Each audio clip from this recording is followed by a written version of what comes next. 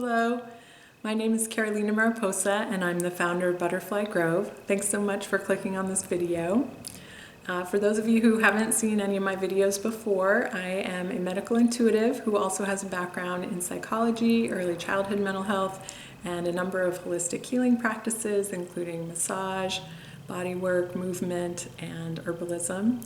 I'm excited today to share this video that I've called The Anatomy of Empathy. I'm going to review the energy of empathy as I see it, and I'm also going to provide an exercise at the end that any empaths out there might be able to use to feel more like yourself. So first, I want to start off with a few examples. Some of these might resonate with you. You might have had these exact experiences or something like them, just so everyone has a sense of the different ways we can be empathic at different ages and what it can look like.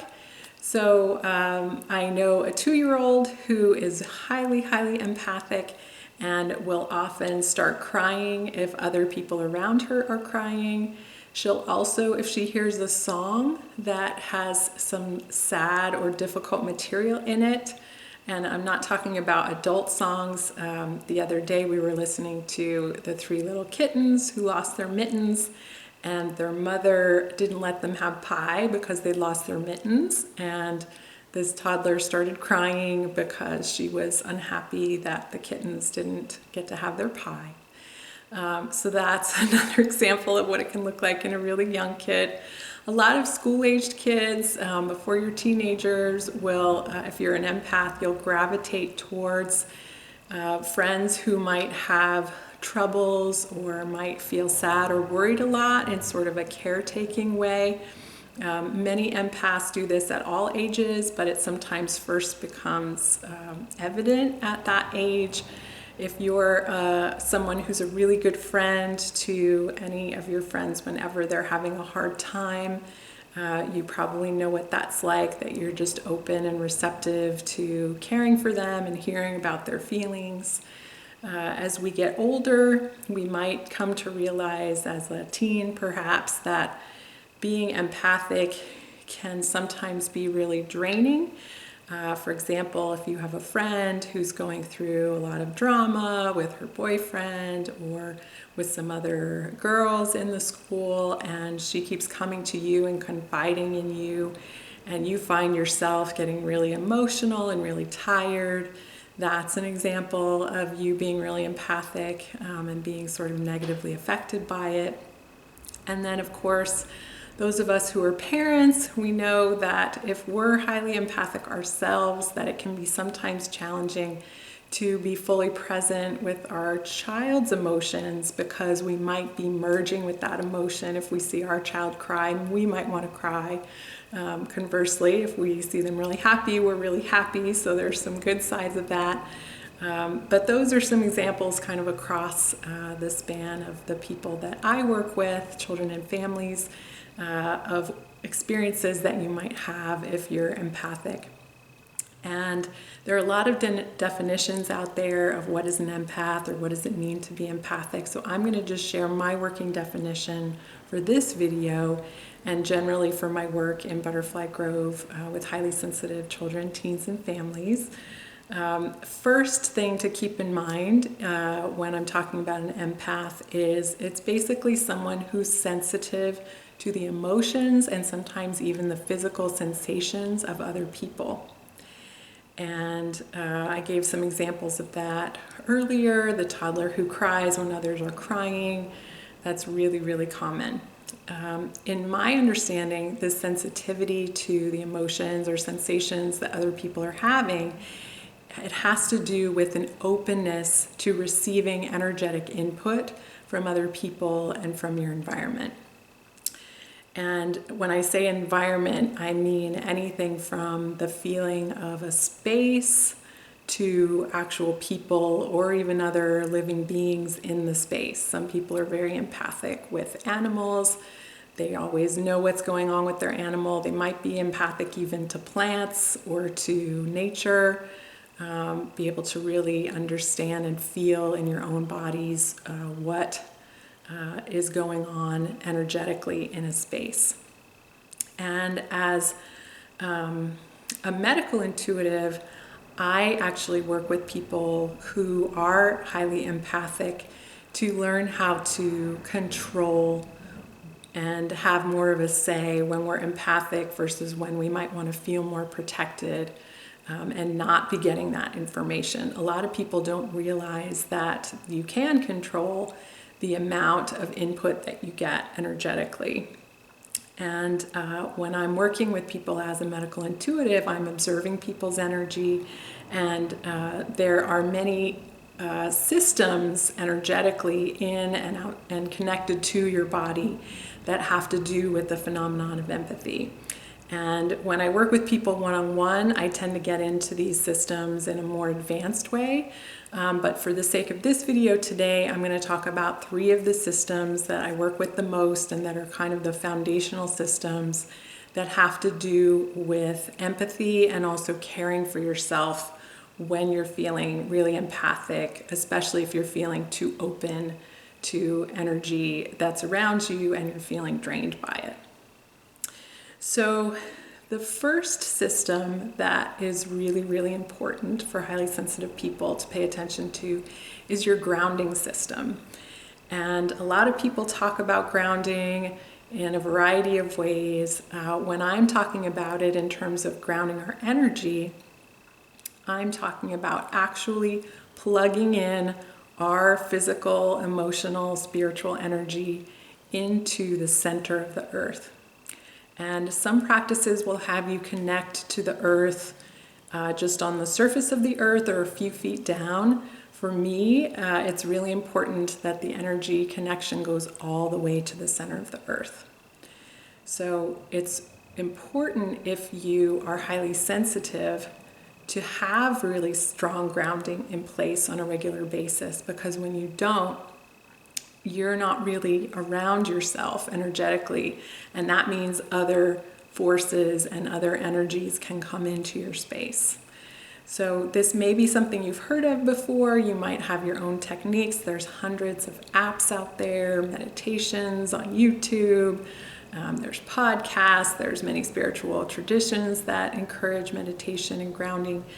So I encourage you to look at whatever is already in a tradition that you're comfortable with, or in a location that you frequent. Like if you're on YouTube a lot, look for grounding meditations that might support you. I am going to give one at the end of this video, but a lot of different things work for different people. So it's important for any sensitive person to just access the grounding connection in a way that works best for you. There's also a system of protection that can sometimes get compromised when you're a highly sensitive person, especially if you're ungrounded. They really go together hand in hand. So in Chinese medicine, this is called the Wei Qi. It's an energy field that actually protects your body, and it emanates from a certain organ meridian system. But in the work that I do, it has to do, it's called the aura, and that may be a term that you've heard. Essentially what an aura is a bubble of protection that goes around your sensitive body and is grounded into the earth. And that protection acts as a filter for the energy information that's coming in. And so when you're focused on protecting your energy with a really strong aura, it's much easier to differentiate what's your emotional energy and what's your physical sensation versus what might belong to other people. And it's also easier to kind of clear other people's energy out of your space. And it's really important to do that as an empath on a regular basis, to really fill up your energy with your vital information and your vital life force versus taking in the problems and the emotions and the pain of other people, which is something highly sensitive people, and especially empaths, are very prone to doing. The third system that's involved in empathy that I've observed is the chakra system. And this is one that's a little more mainstream, so you've probably heard about it. If not, I'll just do a really quick orientation to your chakra system. Chakras are energy energy centers in your body, and you have a number of minor chakras, but the major chakras are 7. You have 7 major chakras that go up your spine. Number 7 is at the top of your head. Number 1 is at the base of your spine, and there's others in between. And what I've observed, because the chakras' kind of main job is to send and receive information from the environment, different types of information related to different chakras, these are very involved in you picking up on the emotions of other people. So when I work with people one-on-one in Butterfly Grove, I really actively teach people how to sense into their chakras, how to observe which ones are sending and receiving energy information most often, and which energy centers are kind of the most compromised by the level of activity that's going on between them and between your energy centers and your environment. So when you're highly empathic, it could be a lot of different chakras involved, but most commonly, if you're really picking up a lot of emotional information, you're picking it up in your heart chakra, which is right around here, or you're picking it up in your second chakra, which is at your navel.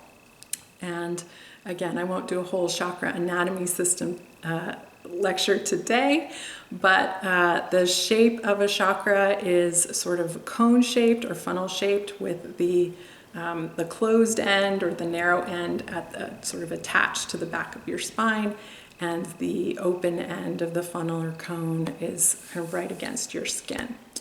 So you have these energy centers in your body that are often sending and receiving information, and some empaths will actually report physical pain in these areas, in your heart area or in your navel.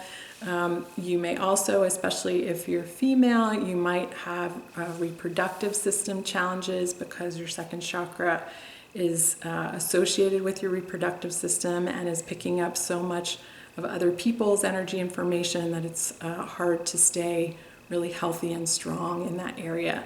So it's important for your physical health and for your emotional health to get a handle on what your chakras are doing and to really take good care of your chakras and keep them full of your energy. So I'm going to give you a meditation, a sort of a guided visualization to go through, and I encourage you to practice this every day if it's helpful for you. What's going to do is look at each one of these systems. We're going to start with grounding, and we're going to go into protection, and we're going to finish with those second and fourth chakras, give them a little love and self-nurturing, and then we'll close it out. If you have any questions at the end, I encourage you to put them in the comments section, and I'll do my best to answer those. So for visualizations, I know depending on your age, depending on your comfort level with activity versus sitting, you may not want to sit still. I meditate best when I'm either sitting still or when I'm doing gentle movements. I encourage you to visualize in whatever position makes sense for you and feels most comfortable for you. There's no right or wrong way to do it. It's really what works best for you. And I'm going to close my eyes for parts of the meditation and the visualization. I encourage you to close your eyes just because it sometimes helps us to look inward and kind of sense our bodies better when we are not paying attention to visual stimulation. So if you're ready, go ahead and close your eyes. And before we look at any system, just check in with your body and notice how you feel. Notice physical sensations, emotional sensations. Really just get a sense of how you're doing. Just check in. And then focus your attention on your tailbone. Or if you're sitting, you can just focus on the contact between your bottom and the seat. Some people also find it helpful to focus on their feet and how their feet are contacting the floor. And then have the intention to connect your tailbone and your feet into the center of the earth. And the center of the earth is many, many, many miles away. You can just affirm it, or some people like to get a visual of what the center of the earth looks like, what you imagine it might look like. You can also just have something down there. You can ask yourself for a symbol that will help you know that your grounding's reached the center of the earth, and kind of take the first thing that comes to mind. And imagine that there is a very strong connection between your tailbone and that center of the earth, and it can be any image or color or even a sound that works for you. Some people like to have a tone that just goes from their tailbone down. Some people actually make a sound to help them ground to the center of the earth. I like to imagine a tree root going from my tailbone all the way to the center of the earth, or some other earth energy symbol like a waterfall. Some people like more modern examples, like a cord with a plug in it, and the plug actually plugs into the center of the earth. So just play with it, whatever feels right to you, whatever feels calming for your body. Just use that grounding symbol. And again, affirm that it's going all the way to the center of the earth. And as you do that, notice if anything in your body shifts. Notice if you feel more awake, more tired. Notice if you have pain or you feel lighter. Just notice any change. Again, there's no right or wrong. And then have the intention to widen your grounding cord or symbol so that it's as wide as your entire body. So instead of just being narrowly connected to your tailbone, you're widening it so that it's as wide as your body, and it still goes all the way to the center of the earth. And then again, notice your body. Notice if you feel different when your grounding is wider versus narrow.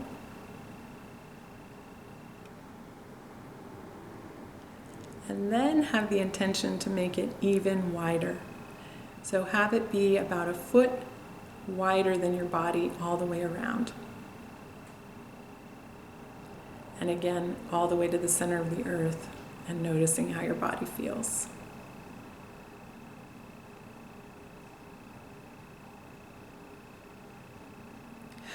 Take a deep breath.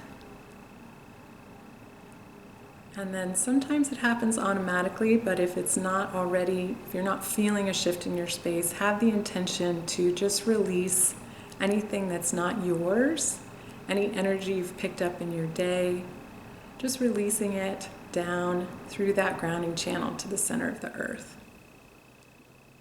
And Mother Earth will just make compost of it. Just send it down far, far away from your body into the earth.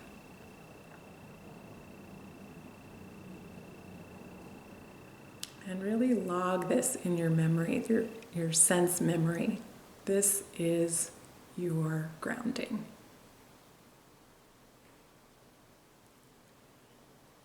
And then ask yourself in this grounded state, what is a symbol or a color or a tone, an image that is symbolic of protection for me? And again, take the first thing that comes to your mind, and then imagine that that symbol is over your head, about a foot over your head, and just shower it down. If you have to multiply the symbol, or if it's just a color, just shower yourself with that color. Have it go through every bit of space around your body, at least about a foot out, as wide as your grounding is. And just keep waterfalling that symbol of protection around your body, in that shape of a balloon, just filling in the space around your body. And you can also bring that symbol or color into your body and really fill up your physical, emotional body with that feeling of protection and safety. And again, notice any sensations in your body, notice any shifts that might occur with this. If any noises distract you or any visuals distract you, just try to bring your attention back into your space.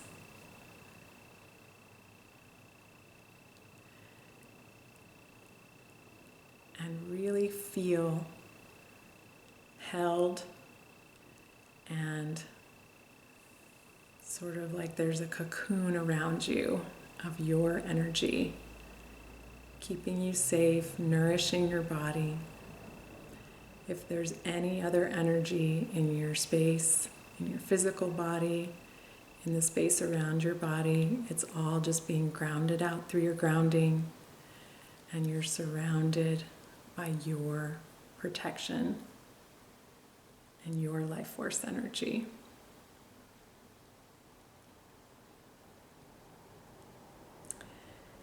And then we're going to check on your chakras. So take a hand, put it over your heart area and over your navel. And really check in on these chakras. Notice any physical sensations you may have there. Notice emotions you may be holding there.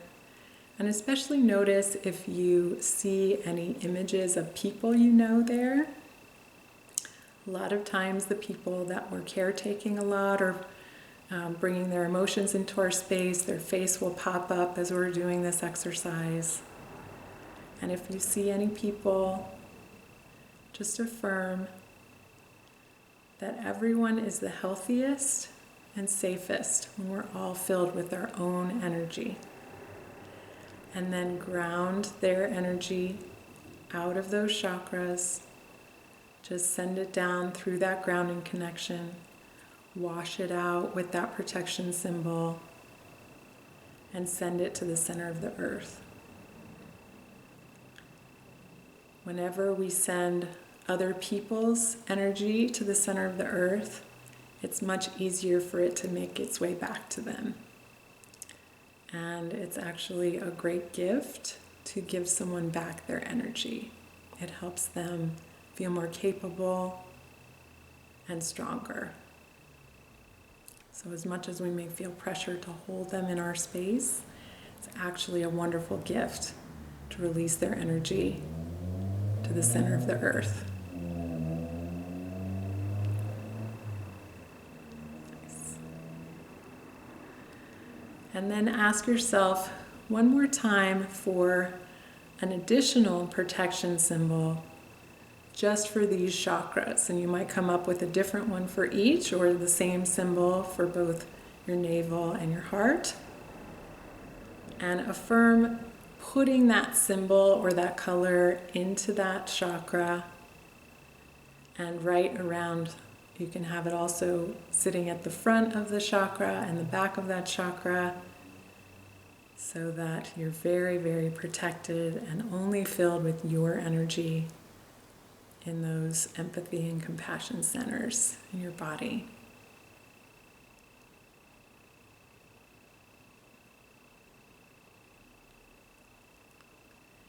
And take a moment to just notice how it feels to be grounded, to be protected, and to be filled with you, your energy, your symbols, your colors. This is your self-care gift. This is a way you can nurture yourself anytime, anywhere. And go ahead and affirm before we come out of the visualization that you're going to hold this energy, this protection, and this grounding for the rest of the day. Make that promise to yourself. And then go ahead and open your eyes.